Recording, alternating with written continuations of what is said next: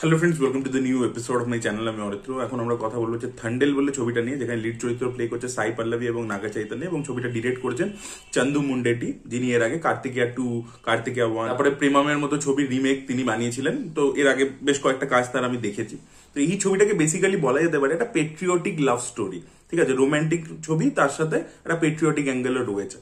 এবার এই জনরার মধ্যে বেস্ট ছবি যদি আমি বলি, ভিড যারা পড়ছে এই জনরার মধ্যে, তারপর আমাদের গাদার এই জনরার মধ্যে পড়ছে। এটা ট্রিটমেন্টটা অনেকটা গাদারের মতো আর কি। আমি কেন সেটার মধ্যে পরবর্তীতে আসছি।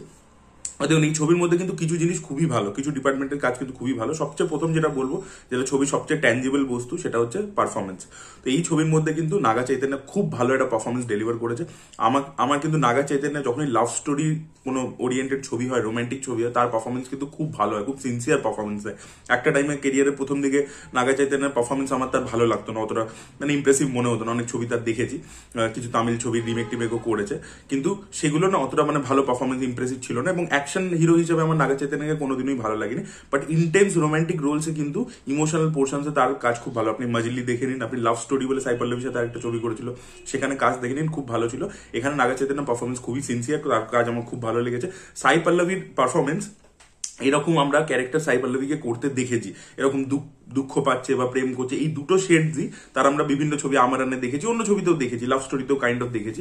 তো সাই পল্লবী সেই যে জিনিসটা করতে হবে, পুল অফ করতে হবে, সেটা সে ভালো করে দিয়েছে।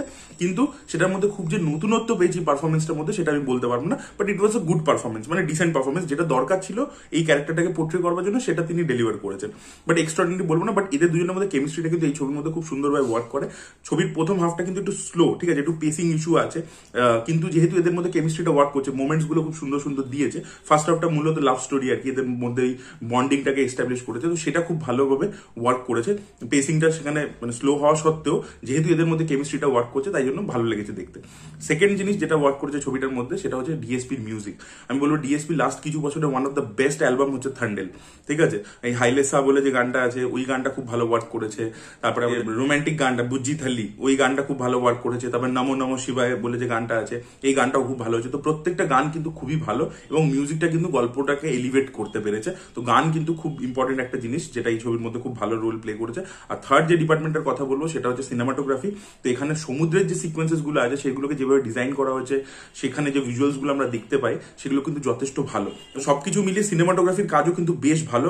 এবং ছবিটার যে ফার্স্ট হাফটা, একটা যে রুটেড একটা রাস্টিক যে ব্যাপার আছে, সেই অনুযায়ী কিন্তু কালার স্কিমস গুলো করা হয়েছে। তো সেই একটা যে শ্রীকাকুলামের একটা যে ফিশারম্যানদের ভিলেজ দেখানো হচ্ছে, সেই ব্যাপারটা কিন্তু সিনেমাটোগ্রাফার নিজের মানে ভিজুয়াল স্টোরি টেলিং এর মাধ্যমেও কিন্তু সেই ধরনের কালার, সেই ধরনের শেড একটা নিয়ে আসতে পেরেছে। তো এই ওয়ার্ল্ডটার মধ্যে আমাদেরকে সিনেমাটোগ্রাফির মাধ্যমে ট্রান্সপোর্ট করতে পেরেছে সিনেমাটোগ্রাফার, সেটা কিন্তু খুবই ভালো ছিল। এবার ছবিটার মধ্যে এই ডিপার্টমেন্ট গুলো ভালো হওয়া সত্ত্বেও, এই ছবিটা একটা ওকে ওকে ওয়াচ হয়ে যায়। ঠিক আছে, খুব এক্সট্রাঅর্ডিনারি ছবি হতে পারে না। তার কারণ হচ্ছে এই ছবির সেকেন্ড হাফটা। দেখুন, ছবিটা ফার্স্ট হাফে যে বললাম যে রোম্যান্সটাকে বিল্ড করেছে, এবং তারপরে ইন্টারভেলে গিয়ে একটা ভালো টুইস্ট রয়েছে, সেই জায়গাটা ভালো লাগে দেখতে। সেকেন্ড হাফে গিয়ে যে পাকিস্তানের পোর্শনটা, দেখুন এটা ট্রেলারে ওরা সব রিভিল করে দিয়েছে, আমি কিন্তু কোনো স্পয়লার দিচ্ছি না। আমি দেখি অনেকে কমেন্টে বলে যে স্পয়লার দিয়ে দিচ্ছ, স্পয়লার দিয়ে দিচ্ছ। একটা সিনেমা রিভিউ করতে গেলে বেসিক কিছু প্লট পয়েন্টস নিয়ে তো কথা বলতেই হবে, নাহলে আপনি সেটাকে ব্যাখ্যা করবেন কি করে? কারণ রিভিউর কাজ খালি ভালো খারাপ বলা নয়, কেন ভালো লাগছে, কেন খারাপ লাগছে, সেটাকেও বলে দেওয়া, সেটাকেও হাইলাইট করা। তো এবার কেন খারাপ হয়েছে, সেকেন্ড হাফটাতে এরা দুজন আলাদা হয়ে গেছে, ও পাকিস্তানে ফেসে গেছে, জল মানে ইন্টারন্যাশনাল ওয়াটার্সে পড়ে গেছে, পাকিস্তানে ধরা পড়েছে, জেলে চলে গেছে নাগা চৈতন্য এবং তার কিছু পার্টনার্সরা যারা মাছ ধরে। এবং অন্যদিকে আমরা দেখছি সাই পল্লবী এখানে চেষ্টা করছে ওকে যাতে ফিরিয়ে আনা যেতে পারে। ওর একটা স্ট্রাগল রয়েছে, আর ওর জেলের মধ্যে স্ট্রাগল, পাকিস্তানের মধ্যে স্ট্রাগল রয়েছে।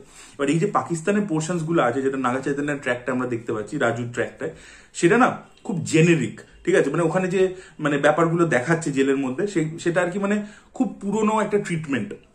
2025-এ দাঁড়িয়ে যে দেখছি, ওই সিনস গুলোর মধ্যে যে ইন্টারেস্টিং ব্যাপারটা থাকতে পারতো, বা ক্যারেক্টার গুলোকে যেভাবে ট্রিট করতে পারতো পাকিস্তানি ক্যারেক্টার গুলোকে, সেভাবে করা হয় না, খুব জেনেরিক লাগে দেখতে, এবং ওই জায়গাটা বড্ড ফ্ল্যাট চলে। তো ওই জায়গাটা একেবারেই মজা দিতে পারে না।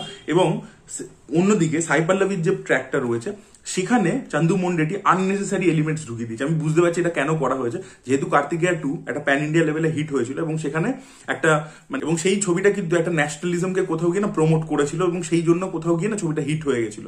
তো সেই ফর্মুলাটাকে কোথাও গিয়ে রিপিট করবার চেষ্টা হয়েছে। এবার এই ব্যালেন্সটাকে, রাইট ব্যালেন্সটাকে হিট করা খুব মুশকিল, যে আপনি রোম্যান্স এবং কোর ইমোশনটাকে ধরে রাখবেন, অথচ প্যাট্রিয়টিক ছবি বানাচ্ছেন, সেখানে আপনার প্যাট্রিয়টিক ডায়লগ ইত্যাদি সবকিছু থাকবে। এই ব্যালেন্সটা স্ট্রাইক করা কিন্তু খুব মুশকিল, যেটা কিন্তু অনিল শর্মা গাদার ছবিতে করতে পেরেছিল। যে সানি দেওল ওখানে এসে লড়াই করছে, ইন্ডিয়া নিয়ে ডায়লগ দিচ্ছে, সবকিছু করছে, কিন্তু করছে আলটিমেটলি নিজের বউ আর বাচ্চার জন্য। কোর ইমোশনটা নিজের জায়গায় একদম সলিড আছে। ওই যে হিন্দুস্তান জিন্দাবাদ থা, জিন্দাবাদ হ্যাঁ, জিন্দাবাদ রহেগা, ওইটা বলছে কিন্তু নিজের ছেলে মেয়ের জন্য। তার আগের কিন্তু মানে ইসলামটাও কবুল করে নিচ্ছে ছেলে এবং বউয়ের জন্য। তো ওই যে ইমোশনাল ব্যালেন্সটা করা, ওটা কিন্তু খুব ডিফিকাল্ট। এখানে কি হয়ে যাচ্ছে, জিনিসটা একটা টাইমের পরে অফ ট্র্যাক চলে যাচ্ছে। আপনি আর্টিকেল 370 নিয়ে, ইন্ডিয়া পাকিস্তান কনফ্লিক্ট নিয়ে সেই সব দিকে চলে যাচ্ছে। এই যে সত্যার যে কোর ইমোশনটা ছিল মেয়েটার, সাই পল্লবীর ক্যারেক্টারটা, সেখান থেকে ব্যাপারটা শিফট করে যাচ্ছে, আননেসেসারি মনে হচ্ছে। এবং সেখানে ডিরেক্টর না খুব ইজি রুট নিয়েছে, যে এই ক্যারেক্টারটার যে আমি স্ট্রাগলটা দেখাবো, ওই যে নাগা চৈতন্যের জন্য যে স্ট্রাগলটা ওর এখানে চলছে, সেটাকে যে দেখাবার যে ওয়েটা, সেটা প্রচন্ড কনভিনিয়েন্ট কিছু সিনেমাটিক অপশন সে নিয়েছে। সেই জন্য জিনিসটা দেখতে মানে খুব রেগুলার জেনেরিক লাগছে, এবং আমরা আর কিছু ফিল করছি না, এবং কোর ইমোশন থেকে সরেও যাচ্ছে কোথাও একটা গিয়ে। আর অন্যদিকে এই যে ন্যাশনালিজমের ব্যাপারটা, যেটা পাকিস্তানের জেলের মধ্যে থেকে রাজুর ক্যারেক্টারটার মাধ্যমে আনতে চেয়েছে, যেটা কাইন্ড অফ সানি দেওলের ভাইবটা, এবার সেইটাকে না পুল অফ করবার জন্য ওরকম একটা প্রেজেন্সও লাগে।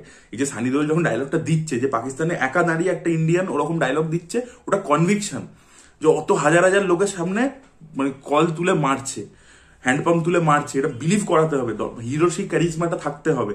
সেইটা কিন্তু কোথাও গিয়ে নাগা চৈতন্যে নেই। তো নাগা চৈতন্যে যখন ওই পেট্রিয়টিক মোডটার মধ্যে ঢুকছে, ওটা কিন্তু ডেলিভার করতে পারছে না, ওই কনভিকশনটা বা ওই প্রেজেন্সটা আমরা ফিল করতে পারছি না, ওই অর্ডারটা নেই ওর মধ্যে। সেকেন্ড হাফে গিয়ে ছবিটা কোথাও গিয়ে ঘেঁটে যায়, সেখানে নিজের কোর ইমোশন, যেটা ফার্স্ট হাফে বিল্ড করছিল এই দুটো চরিত্রের মধ্যে যে কেমিস্ট্রিটা, সেই যে কোর ইমোশনটা, সেখান থেকে ছবিটা দূরে সরে যায়, এবং সেকেন্ড হাফটা প্রচন্ড মানে ফ্ল্যাট জেনেরিক ওরকম একটা দিকে চলে যায়, এবং সেই জন্য ছবিটার মানে রাইটিংটা একটা টাইমের পরে নারেশনটা বড্ড ডাল হয়ে যায় আর কি। সেই জন্য ওভারঅল ছবিটা অতটা ভালো না। এবং আরো একটা প্রবলেম হচ্ছে কি, এই ক্যারেক্টার দুটোকে যেরকম ভাবে ডেভেলপ করা হয়েছে, এদের মধ্যে মোমেন্টস দেওয়া হচ্ছে, সাপোর্টিং অনেকগুলো ক্যারেক্টার্স আছে। যে আমি বললাম যে নাগা চৈতন্য তো একা ফেসে যায়নি, ওর সাথে অনেক ক্যারেক্টার্স আছে। এবার সেই ক্যারেক্টার্স গুলোকে আপনাকে বিল্ড করা উচিত ছিল, তাদেরকে কিছু ইন্টারেস্টিং ট্রেটস দেওয়া উচিত ছিল, সেগুলো কিন্তু কিছুই নেই। তো সেই জন্য সেই ক্যারেক্টার্স গুলোর সাথেও কোনো রিজনেন্স হচ্ছে না, বা কোনো ড্রামা তৈরি হচ্ছে না। তো সেকেন্ড হাফটা অ্যাকচুয়ালি ড্রামাটা মানে সেইভাবে ওয়ার্ক করছে না আর কি। তো সেই জন্য আর কি ছবিটা ভালো ছবি হতে পারে না। এটা ওকে, ঠিক আছে, ওয়ান টাইম ওয়াচ করলাম, দেখলাম, ঠিক আছে, এরকম আর কি একটা জিনিসটা মনে হবে দেখার পরবর্তীতে।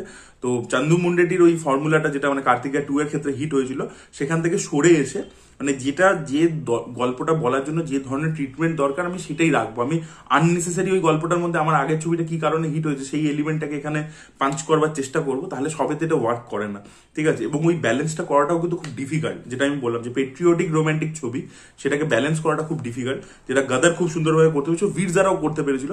এবং বীরজারাতে অ্যাকচুয়ালি পেট্রিয়টিজমের অ্যাঙ্গেলটা প্রচন্ড কম ছিল, ওখানে খালি লাভ স্টোরিটার উপরই বেশি বেশি করে ফোকাস ছিল, ওখানে পেট্রিয়টিক ব্যাপারটা অতটা বেশি করে ছিল না। কিন্তু গাদার ওইটা আমি যে কারণে বললাম যে পারফেক্টলি একদম করতে পেরেছিল, যে একদম ব্যালেন্সটা পারফেক্ট, যে দুটো জিনিসের মানে ন্যাশনালিজমও সেলিব্রেট হচ্ছে, অ্যাট দ্য সেম টাইম ইমোশনটা একদম ইন্ট্যাক্ট থাকছে, যেটা কিন্তু থান্ডেল করতে পারেনি। তবে আল্লু অর্জুনের ফাদার এটা প্রডিউস করেছেন, গীতা আর্টস, তারা কিন্তু খরচা প্রচুর করেছে।